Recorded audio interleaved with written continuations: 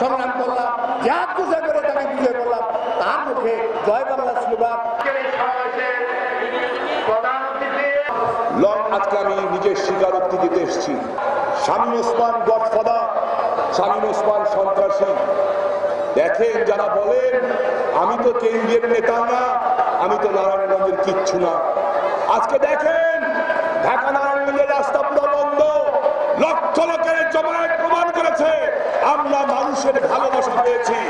আছে, আজকেও বলছি সামনে আরো বড় ধরনের জঙ্গি হামলা হওয়ার সম্ভাবনা আছে। কেন? এই কারণে বলি, মাদক সন্ত্রাস জঙ্গিবাদ প্রথমে জঙ্গি দিয়ে শুরু করতে চায়। বিএনপি শামসুজ্জামান দুদু গত পরশুদিন বক্তব্য দিয়েছে। বিএনপির শামসুজ্জামান দুদু গত পরশুদিন বক্তব্য দিয়েছে যে বাংলাদেশের মানুষ কাশ্মীরের জনগণের পক্ষে। আমি এই বক্তব্যটার গভীরে যেতে চাই। বাংলাদেশের মানুষ বাংলাদেশের মানুষের পক্ষে। কাশ্মীর নিয়ে পাক ভারত উত্তেজনা চলছে, এই কাশ্মীর কন্ট্রোল করতে চায় তারা। লস্করে তৈয়বা, জয়সাদ মাহমুদ আন্তর্জাতিক সন্ত্রাসী, ইসলামের নামে যারা ইসলামকে ধ্বংস করছে। তাহলে বিএনপির নেতার বক্তব্যে আমি গন্ধ পাই যে তারা ওই লস্করে তৈয়বা আর যে জশ্মের যে সন্ত্রাসী গোষ্ঠীগুলি আছে তাদের সমর্থন চায়, কারণ তারা জানে জনগণের ভোটে রাষ্ট্রীয় ক্ষমতায় তাদের আসা সম্ভব না। তাই আজকে আমাদের সচেতন হওয়ার সময় এসেছে। কতদিন রাজনীতি করতে পারবো আমি জানি না, রাজনীতির এই ধারার সাথে আমি নিজেকে অ্যাডজাস্ট করতে পারি না। এই তেল মারা রাজনীতি আমার পক্ষে সম্ভব না। আমি দেখছি আমার ছোট বোন সেলিনায়েদ আইবিকে আনার ভাই তার পক্ষ অবলম্বন করেছিলেন, আমাকে অনেক খারাপ কথা বলেছেন আনার ভাই, কিন্তু তাতে আমার কিচ্ছু কষ্ট হয় নাই, কারণ উনি সাচ্চা আওয়ামী লীগ। শেখ হাসিনার প্রশ্নে আপোষ করেন, যেহেতু করেন নাই আমি তাকে শ্রদ্ধা করি। আজকে নারায়ণগঞ্জের আওয়ামী লীগ, ছাত্রলীগ, যুবলীগ, আওয়ামী পরিবার আজকে সবাই আমরা এক, কোনো বিভেদ নাই, আজকে সব এক, কোনো বিভেদ নাই। আমি ছোট বোন আইবিকে বলেছি, এই পর্যন্ত 10টা মিটিংয়ে বলেছি, দেখো ভাই, নারায়ণগঞ্জের মানুষ সব মেনে নিবে, আওয়ামী লীগের কর্মীরা সব মানবে, কিন্তু নেত্রীকে নিয়ে কথা বললে আর দলকে নিয়ে কথা বললে এটা মানবে না। তুমি ক্ষমা চাও, তুমি ক্ষমা চাও। এখন পর্যন্ত ও যদি ক্ষমা না চায়, আমি তো বড় ভাই হিসাবে আমার দায়িত্ব পালন করেছি। চন্দন চেয়েছি আওয়ামী লীগটা এক থাকুক, যদি ও না চায় আমার কি বা করার আছে? আমার বিরুদ্ধে অনেক কথা বলেছে। 7 মার্ডারের সময় বলা হয়েছে আমরা নাকি 7 মার্ডারে জড়িত। আমি যা বলেছিলাম ঘটনা ঘটার 1 ঘন্টার মধ্যে তাই কিন্তু আজকে প্রমাণিত হয়েছে। আমরা মিথ্যা রাজনীতি, হত্যা রাজনীতি করি না। আমরা কেউ চ্যালেঞ্জ করে বলতে পারি জানা মতে ক্ষতি করি না। আজকে এই পত্রিকায় উঠেছে 14 তারিখের 2014 সন 5ই জানুয়ারির আগে অনেকে মনে করলো দেশে নাকি 1/11 আসবে।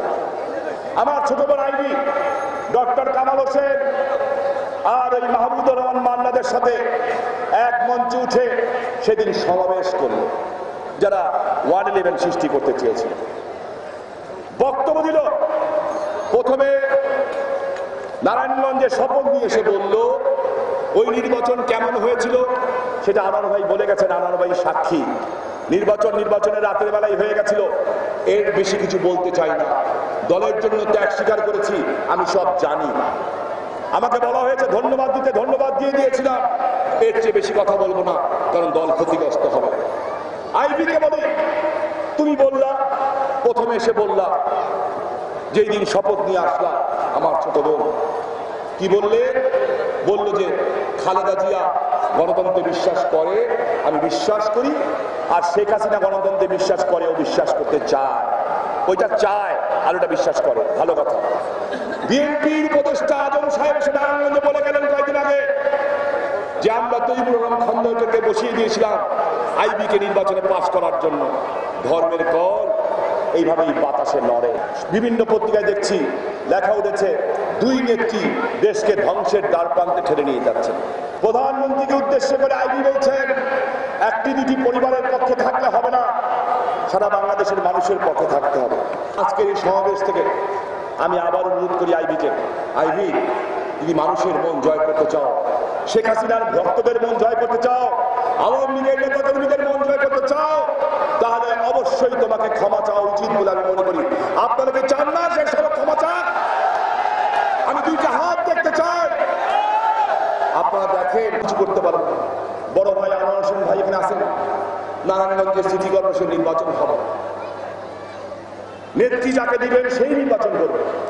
আমার নেত্রী যদি বলেন রাজনীতি ছাড় ছেড়ে দিব, নেত্রী যদি বলেন দেশ ছাড় ছেড়ে দিব, যেই কয়দিন রাজনীতি করি, যেই কয়দিন হায়াত আছে আল্লাহর কাছে দোয়া করি তার কথার বাইরে যাতে কোনদিন যেতে না হয়, যাবো না ইনশাল্লাহ, কারণ আমরা চাওয়া পাওয়া রাজনীতি করি না। তবে আমি একটা জিনিস জিজ্ঞাসা করতে চাই, আজকে নারায়ণগঞ্জ থেকে বুঝাতে চাই, আমার বড় ভাই সেলিম ওসমান দুইবার এমপি হয়ে আইবির কাছে গেল যে আসলে নারায়ণগঞ্জটাই বুঝাই। ফতুল্লাহ নেতারা এখানে উপস্থিত আছে, মাত্র 6-7 মাসের মধ্যে আমি 1,500 কোটি টাকা ফতুল্লাহর জন্য নিয়ে আসছি। আর নারায়ণগঞ্জ আজকে একটা ময়লার স্তূপ, নারায়ণগঞ্জ শহরে হাঁটা যায় না যানজটের জন্য। যদি একসাথে কাজ করতাম তাহলে হয়তো পারতাম, ও একসাথে কাজ করতে চায় না। আর সেই নারায়ণগঞ্জ গড়ার জন্য তৃণমূলের নেতারা আওয়ামী লীগের মনে করেছেন যে আমার বড় ভাই আনোয়ার ভাইকে যোগ্য মনে করেছেন।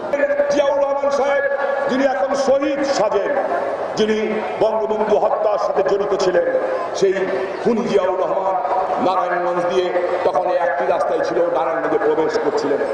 আমাদের কাছে আমাদের নেতারা বলেছিলেন জিয়াউর রহমান পিছন দিক থেকে বঙ্গবন্ধুকে হত্যা করিয়েছিলেন। মানতে পারি নাই।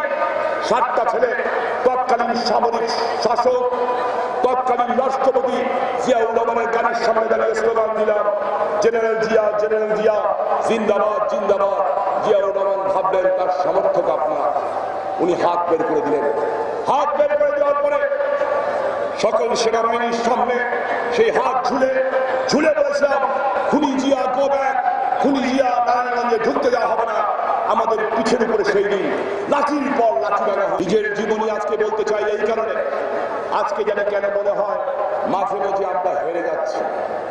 কেন মনে হয়? আমরা যারা আবেগ আর বিবেক দিয়ে রাজনীতি করেছি, রাজনীতি আজকে বিবেক আর আবেগের রাজনীতির খুব সমস্যা। আমরা রাস্তার লোক, আমরা রাস্তার কর্মী। অনেকে পত্রিকায় লেখালেখি করেন শামীম ওসমান কেন্দ্রেতে সুযোগ দিবেন। আমি জেলা আওয়ামী লীগের সদস্যও না, আমি জেলা আওয়ামী লীগের যে একটা সদস্য, সেই সদস্য পদেও আমার নাম রাখি নাই।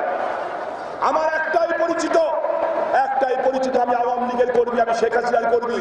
আমার একটাই পরিচিতি, আমি নারায়ণগঞ্জের মানুষের বন্ধু, নারায়ণগঞ্জের মানুষ আমার ভাই, আমার বোন। একটা পরিচয় আমি আপনাদের কাছে জিজ্ঞাসা করতে চাই, আমি কথা দিচ্ছি যদি আজকে আমার ভাই সৎ লোক, ভালো লোক, এটা সত্য কথা, এই কথার কোনো বিভক্তি নাই। ত্যাগী মানুষ, পয়সার দিকে যান নাই, সারা জীবন ত্যাগের সাথে রাজনীতি করেছেন, এই কথা সত্য। তবে সব কিছু সিদ্ধান্তের মালিক হচ্ছে আমার নেত্রী। তাই জনগণের কাছে জিজ্ঞাসা করতে চাই, যদি আমার নেত্রী শেখ হাসিনা, আমার নেত্রী জননেত্রী শেখ হাসিনা দেশ স্বপ্ন, যদি দয়া করে জনাব আনোয়ার হোসেন আনোয়ার ভাইকে নারায়ণগঞ্জের মানুষের সেবা করার সুযোগ করে দেন, যদি আগামী সিটিতে যদি উনি ওনাকে মনোনয়ন দেন, তাহলে নিঃস্বার্থভাবে আমাদের যেই জনগণ এখানে উপস্থিত আছেন, আপনারা শুনি আল্লাহকে সাক্ষী রেখে বলেন নিঃস্বার্থভাবে আপনারা থাকবেন কিনা। আমি আপনাদের 2টা হাত দেখতে চাই, আমি 2 হাত দেখতে চাই সবার, আমাদের 2টা হাত। আল্লাহ রাব্বুল আলামিন, আল্লাহ সুবহানাহু ওয়া তাআলা আপনি কবুল করেন সবাইকে, আপনি কবুল করেন। সাংবাদিক ভাইরা আপনার সাক্ষী দেবেন। বঙ্গবন্ধু, খোদা হাফেজ।